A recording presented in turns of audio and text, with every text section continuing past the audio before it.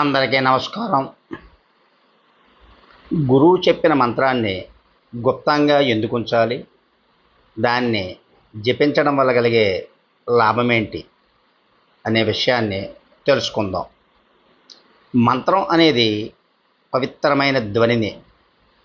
దీనిని పఠిస్తారు, ధ్యానం చేస్తారు లేదా జపిస్తారు. అయితే గురుమంత్రం అనేది గురువు శిష్యునికి ఇచ్చే ఒక నిర్దిష్టమైన మంత్రం. ఇది ఆధ్యాత్మిక పురోగతికి సహాయపడుతుంది. గురుమంత్రం ఒక శక్తివంతమైన శక్తికి మూలం. ఈ సంవత్సరం గురు పూర్ణిమ జూలై 10న వచ్చింది. ఈ రోజున మీ గురువు నుంచి మంత్రం తీసుకోబోతున్నట్లయితే దాన్ని రహస్యంగా ఉంచండి. శిష్యుడు గురువు ఇచ్చిన మంత్రాన్ని రహస్యంగా ఉంచాలి. ఎందుకంటే గురువు తన సంకల్ప శక్తిని మంత్రంలో ఉంచుతారు. దీనివల్ల మంత్రంలోని శక్తి మేల్కొంటుంది. దీన్ని జపించడం ద్వారా మీ ఆధ్యాత్మిక యాత్రలో ముందుకు సాగడానికి సహాయపడుతుంది.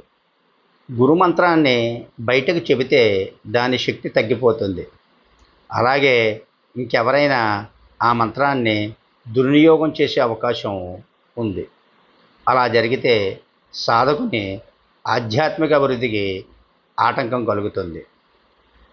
మంత్రం రహస్యంగా ఉంచకపోతే అది ప్రతికూల శక్తులు లేదా వ్యక్తుల చేతుల్లోకి వెళ్ళిపోవచ్చు. గురుమంత్రం సాధకుని వ్యక్తిగత ఆధ్యాత్మిక అభివృద్ధి కోసం. ఇది రహస్యంగా ఉంచడం వల్ల సాధకుడు తన సాధనపై దృష్టి పెట్టడానికి కూడా సహాయపడుతుంది. గురువు ఇచ్చిన మంత్రాన్ని జపించడానికి సాధకుడు ఒక నిర్దిష్ట సమయం ఎంచుకోవాలి. క్రమం తప్పకుండా ఆ పద్ధతిలోనే జపించడం వల్ల మంచి ఫలితం లభిస్తుంది. గురుమంత్రం జపించడం వల్ల మానసిక శాంతి మరియు విజయం సాధించే మార్గం సులభతరం అవుతుంది. కాబట్టి మీరు ఎవరైనా గురువు వద్ద మంత్రాన్ని స్వీకరించినట్లయితే దాన్ని తగు శ్రద్ధతో జపించి తగినటువంటి అధికమైన ఫలితాన్ని పొందాలని ఆశిస్తున్నాను. సర్వే జనా సుఖినో భవంతు. Please like, share and subscribe this channel.